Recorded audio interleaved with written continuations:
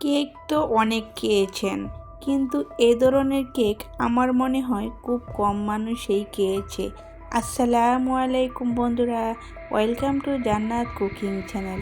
আজকে আপনাদের সাথে শেয়ার করব গুড় দিয়ে 3 ডিমের ভ্যানিলা স্পঞ্জ কেক। খুবই সহজভাবে বুঝিয়ে দেওয়ার চেষ্টা করেছি, যাতে নতুন পুরাতন আপুরা খুব সহজেই তৈরি করে নিতে পারে। আশা করছি সকলের কাছে খুবই ভালো লাগবে। রেসিপিটা ভালো লেগে থাকলে একটা লাইক দিতে ভুলবেন না। লাইক দিলে ভিডিও তৈরি করার আগ্রহ বাড়ে। আমরা অনেক কষ্ট করে একটা ভিডিও তৈরি করি আপনাদের জন্য, নতুন নতুন রেসিপি নিয়ে আসি। কষ্ট করে একটা লাইক দিতে ভুলবেন না। আর আপনি যদি আমার চ্যানেলে নতুন হয়ে থাকেন, তাহলে সাবস্ক্রাইব করে আমার চ্যানেলের পাশেই থাকবেন। কেক তৈরি করে নেওয়ার জন্য প্রথমে আমি শুকনো উপকরণগুলো চেলে নেব। স্পঞ্জ কেক তৈরি করার সময় অবশ্যই আপনারা চেষ্টা করবেন শুকনো উপকরণগুলো 2 থেকে 3 বার ভালো করে চেলে নিতে। তাহলেই দেখবেন আপনার কেকটি হবে অনেক বেশি স্পঞ্জি আর অনেক বেশি সফট। এখন আমি সবগুলো শুকনো উপকরণ চেলে নেব। প্রথমে আমি নিয়েছি হাফ কাপ ময়দাটা ছেলে নিয়েছি, সাথে দিয়েছি আরও 2 টেবিল চামচ ময়দা, দিয়ে দিয়েছি 1 টেবিল চামচ কর্নফ্লাওয়ার আর হাফ চা চামচ বেকিং পাউডার। সবগুলো শুকনো উপকরণ আমি খুব সুন্দর করে ছেলে নিয়েছি। এখন দিয়ে দিয়েছি 1/4 টিস্পুন লবণটা দিয়ে আমি সবগুলো উপকরণ খুব সুন্দর করে স্প্যাচুলার সাহায্যে মিশিয়ে নিচ্ছি। শুকনো উপকরণগুলো আমি এখন সাইড করে রেখে দিয়েছি। আর একটি মিক্সিং বলে নিয়েছি 3টি নর্মাল তাপমাত্রা ডিম। যেহেতু আমি 3টি ডিম দিয়েই কেকটি তৈরি করব, সেই জন্য আমি 3টি ডিম নিয়েছি। আর এই ডিমগুলো অবশ্যই নর্মাল তাপমাত্রার হতে হবে। ফ্রিজের ডিম নিলে কিন্তু হবে না। ফ্রিজের ডিম নিলে ফ্রিজ থেকে 1 ঘন্টা আগেই বের করে নর্মাল করে নিতে হবে। এখন আমি ডিমের সাদা অংশটুকু আলাদা করে আর কুসুমটুকু আলাদা করে নিয়েছি। এখন আমি ডিমের সাদা অংশটুকু 1 থেকে 2 মিনিট বিট করে নেব। আর বিটার স্পিডটা আমি মিডিয়ামে রেখে দিয়েছি। আর এই কেকটি যেহেতু আমি গুড় দিয়ে তৈরি করব, সেই জন্য দিয়ে দিয়েছি 1/3 কাপ গ্রেট করা গুড়। আর এই গুড়টা আমি খুব মিহি করে গ্রেট করে নিয়েছি। সাথে দিয়ে দেব আরও 2 টেবিল চামচ গুড়। এখন আমি অল্প অল্প গুড় দিয়ে আমি খুব সুন্দর করে ফুমির সাথে মিশিয়ে নিচ্ছি। গুড়টা কিন্তু খুব সুন্দর করে মিশে যাবে, চিনির মতো এত সময় লাগবে না মিশতে।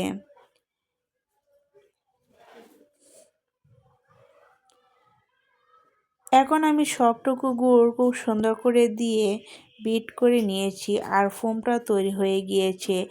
এখন আমি ডিমের কুসুমগুলো দিয়ে একটা হ্যান্ডউইচ দিয়ে খুব সুন্দর করে মিশিয়ে নিচ্ছি। এখন আর কিন্তু বিটারের সাহায্যে বিট করতে হবে না, শুধু হ্যান্ডউইচ দিয়ে খুব সুন্দর করে মিশিয়ে নিলে হয়ে যাবে।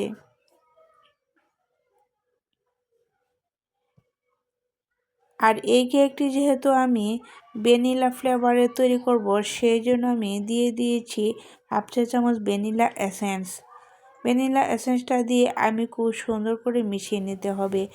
এখন কিন্তু সবগুলো উপকরণ খুব আলতোভাবে মিশিয়ে নিতে হবে। দিয়ে দিচ্ছি 2 টেবিল চামচ রান্না করা সাদা তেল। এখানে কিন্তু এর চেয়ে বেশি তেল দেওয়া যাবে না, যেহেতু আমি স্পঞ্জ কেক তৈরি করব।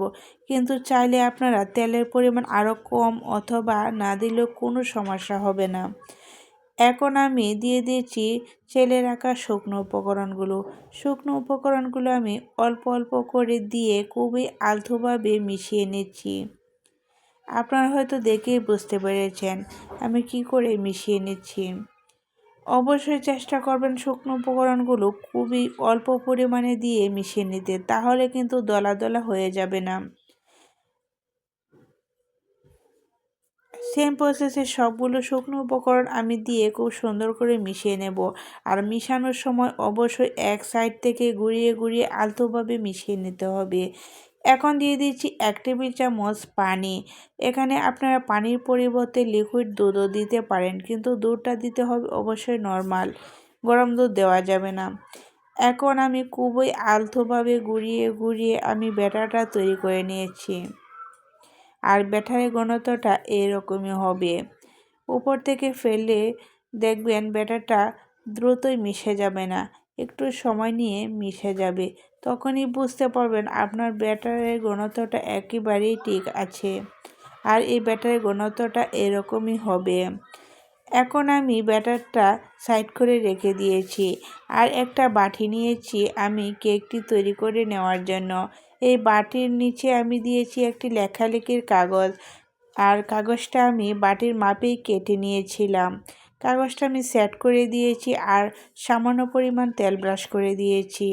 তেলটা অবশ্যই আপনারা তলায় ব্রাশ করবেন, সাইডে কিন্তু ব্রাশ করা যাবে না। স্পঞ্জ কেক তৈরি করতে হলে অবশ্যই অনেকগুলো টিপস আপনারা ফলো করবেন, তাহলেই দেখবেন আপনাদের কেক একেবারেই পারফেক্ট হবে। এখন আমি একটা কাঠির সাহায্যে ঘুরিয়ে ঘুরিয়ে বাবলসগুলো বের করে নিয়েছি। আবারও কিছুক্ষণ ট্যাপ করে দিচ্ছি যাতে ভিতরে বাতাস থেকে থাকলে ফেটে বের হয়ে যায়। এই কেকটি যেহেতু আমি চুলায় বেক করব, সেই জন্য চুলায় একটি সিলভারে হাঁড়ি বসিয়ে দিয়েছি আর তলায় দিয়েছি একটি লেখালেখির কাগজ, উপরে একটা স্ট্যান্ড বসিয়ে দিয়েছি। এখন আমি কেকের বাটিটা রেখে একটা সিলভারের ঢাকনা দিয়ে ঢেকে দিয়েছি। এই টিপসটি ফলো করলে আপনাদের কেক দেখবেন খুবই সুন্দর একটা কালার আসবে। আর চুলার আঁচটা একেবারে লো থেকে একটু বাড়িয়ে রেখেছি। আর এই কেকটা আমি বেক করেছি 35 মিনিট। আর দেখেন কেকটা কত সুন্দরভাবে ফুলে উঠেছে। এখন আমি কেকটা চুলা থেকে নামিয়ে হালকা ঠান্ডা করে কেকটা একটা নাইফের সাহায্যে ডিমোল্ড করে নিচ্ছি।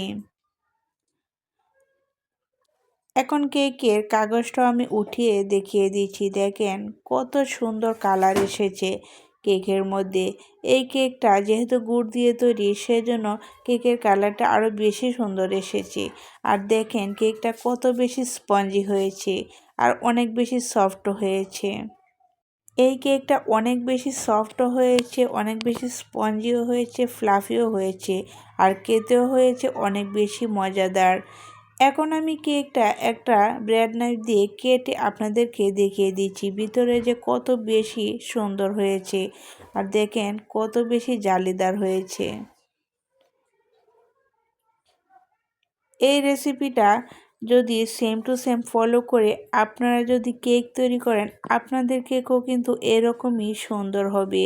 আর সবগুলো টিপস ফলো করে যদি কেক তৈরি করেন, দেখবেন খুবই সুন্দর একটা কেক তৈরি করতে পারবেন। আর কেক সম্বন্ধে যদি আপনাদের কোনো কোয়েশ্চেন থাকে তাহলে কমেন্টে জানাতে পারেন, আমি সবগুলো প্রশ্নের উত্তর দেব। এখন আমি একটা পিস ভেঙে দেখাচ্ছি, দেখেন কত বেশি সুন্দর। আশা করছি সকলেই বুঝতে পেরেছেন। আজ তাহলে এই পর্যন্তই।